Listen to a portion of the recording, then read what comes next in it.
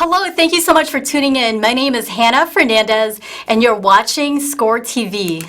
SCORE is a nonprofit organization dedicated to helping small businesses across the United States get off the ground, grow, and achieve their goals through education and mentorship.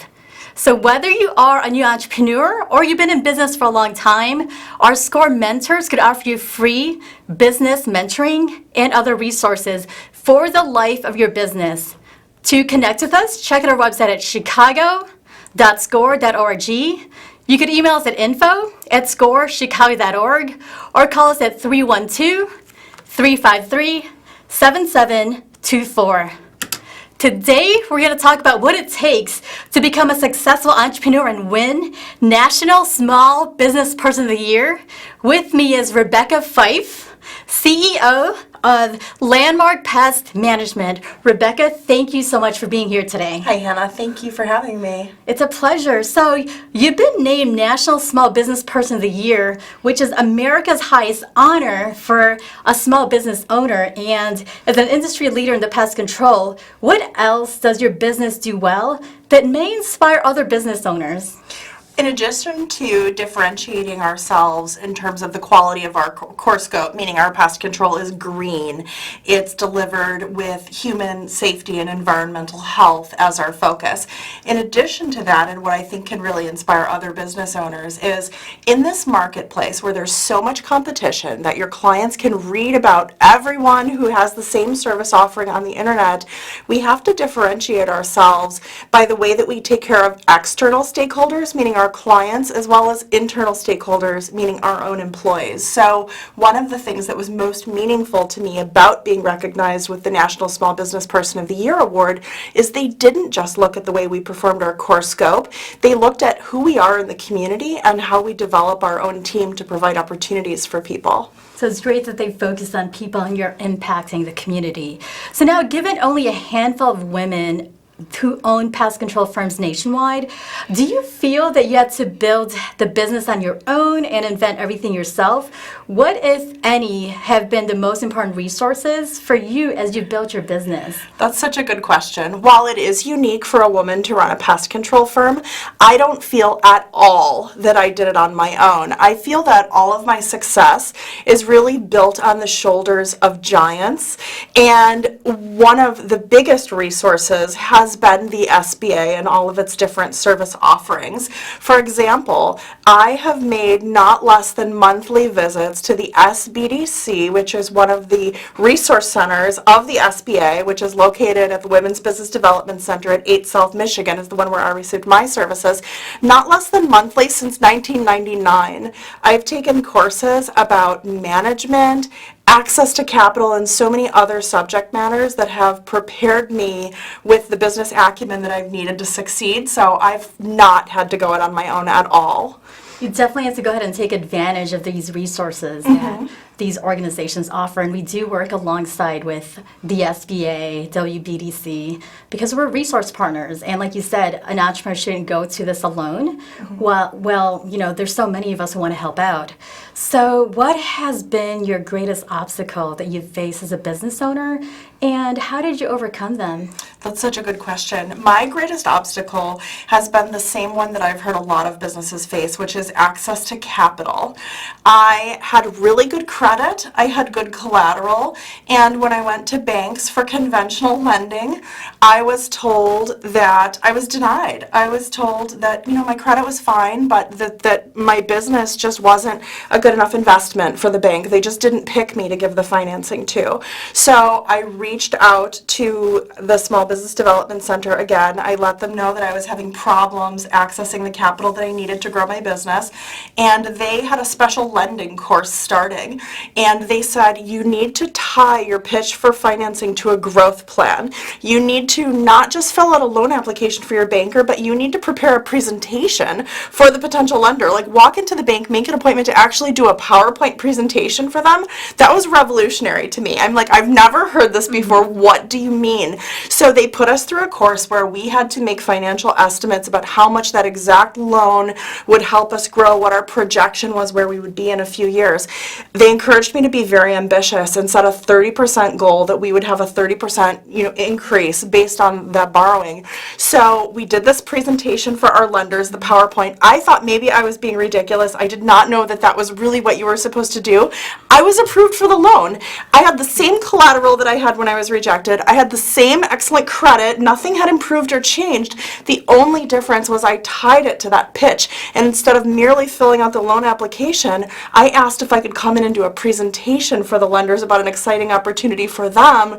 They gave me the financing I needed, and I hit those goals. I exceeded the 30% goal that I set for myself that I would make as a result of that lending. Congratulations. Thank you. And it speaks volumes because while they walk you every single step of the way, you had to take action. Yes, it was unnerving too. Right, exactly. So you've said that you're not interested in equity financing and that SBA-backed conventional lending is a better choice for your business. Why have you made that decision? Yeah, my phone rings. So now that our firm is very successful and we've been very aggressive in our growth, we receive offers by email and telephone every day for equity financing. And it would be a really bad choice for my company because they would have part control over my firm, and they have about a 15% rate. I think business owners don't know that, and they go with that first before finding out what conventional lending can offer. When I did all of my research and looked into conventional lending, I was told by a very wonderful mentor with Chase that the only thing better than conventional lending is SBA-backed conventional lending. And the way that she explained that to me is she said, if you just get conventional lending, you will reach your maximum limit of what you can borrow. You'll be fully extended sooner. But if it's backed by the SBA, the bank has more of their money secured and they're willing to lend you more. So because I do conventional lending backed by the SBA, I can also, in addition to our facilities loan, take an equipment loan, and now I'm actually looking at other lines of borrowing through the SBA as well.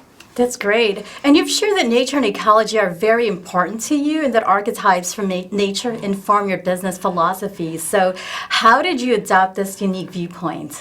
Thanks so much for asking.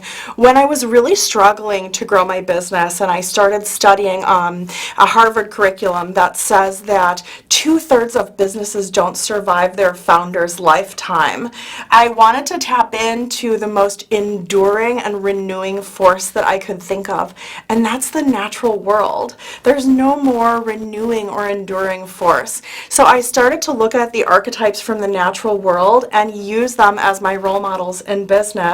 So if I could share one with you. Absolutely. Thanks. The squirrel, for example, reminds me of luck because there was a time in our country's history when there were so many trees that a squirrel could go from the Mississippi to the Atlantic without ever touching its feet to the ground.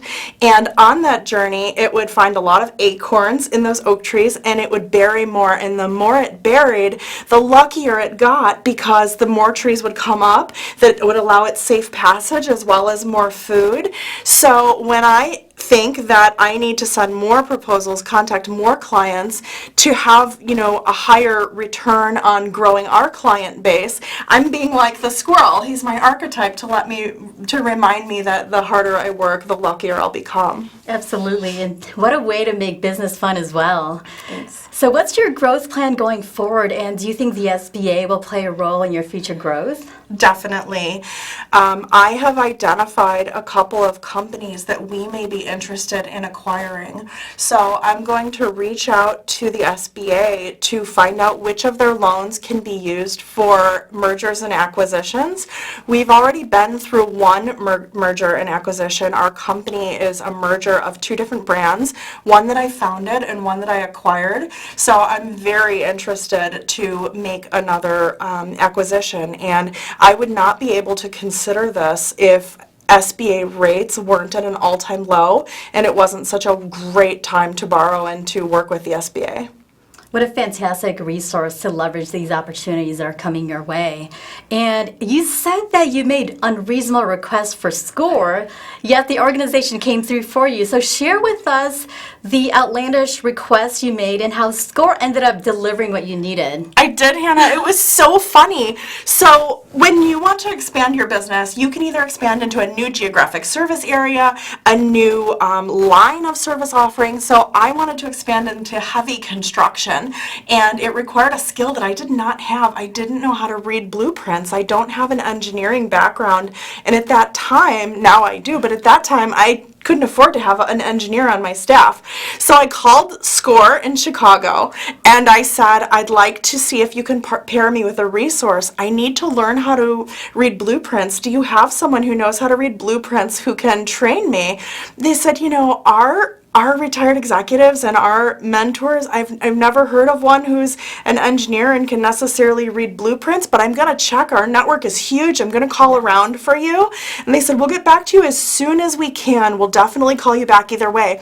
It took about 3 hours. My phone rang, and it was a gentleman named Daniel Rubin, and he was a SCORE mentor, and he said, I'm the former president of the Illinois Engineering Council, and I'm your new SCORE mentor, and I'm going to teach you how to read blueprints. That's awesome. Yes, and it allowed me to extend into this new scope of services. That was a ridiculous request. That's not even standard at all. And they came through in 3 hours with an absolute top professional in that field. It was amazing. That's pretty impressive. And these SCORE mentors never cease to amaze me with their expertise, because we have expertise in over 62 industries. So I'm not surprised at all. Mm-hmm. So what is that one piece of advice that every aspiring entrepreneur needs to hear right now? I think that the key piece of advice is that we as entrepreneurs rely on our employees, and we need to understand the marketplace that we're hiring in, which is, it's the lowest unemployment rate in history. People have jobs, so your job that you're offering has to be a really good job to attract and retain talent. So we need to evolve our philosophy about people. First, we need to realize that people don't come to us fully baked, and that we have to be willing to provide in-house training and development to really get them ready to perform their role. So what we do is everyone goes through a curriculum that is online from the University of California at Davis that we all take together, so that we're all speaking the same management language. We also have a lot of other internal classes that we teach. And another one of the nature archetypes that inspires me really helps to answer this question, which is there's an ant in Africa called the Matabele ant. And the Matabele ants battle termites, and the termites have these really big jaws and bite their legs off in battle. And the Matabele ants are the only living creature other than humans that make an organized medical intervention of their injured ants. They don't think that they're expendable. They only give birth to about 15 a day, and about 25 a day are injured in battle. Without being cared for, they would die, but they're able to, increase their longevity, increase their survival. So that's really what we do. We don't view our employees as being expendable or disposable, or, oh, if you leave, I'll replace you with someone else. That's not the marketplace that we're hiring in. So I use that archetype of the Matabele ant to know that we need to nurture, to heal, to train, and to really retain people and treat them as valuable. And that yields an incredible amount of loyalty in return. So we end up with incredibly low turnover, even in this really difficult marketplace. We can learn so much from nature. Mm-hmm. Rebecca, thank you so much for being here today. I really appreciate it. Thank you for having me. Of course. And to those of you that are watching right now, if you'd like to volunteer, we're always looking for more SCORE mentors, so please connect with us. Our website is chicago.score.org. My name is Hannah Fernandez. Thank you so much for watching, and we'll see you again next time on SCORE TV.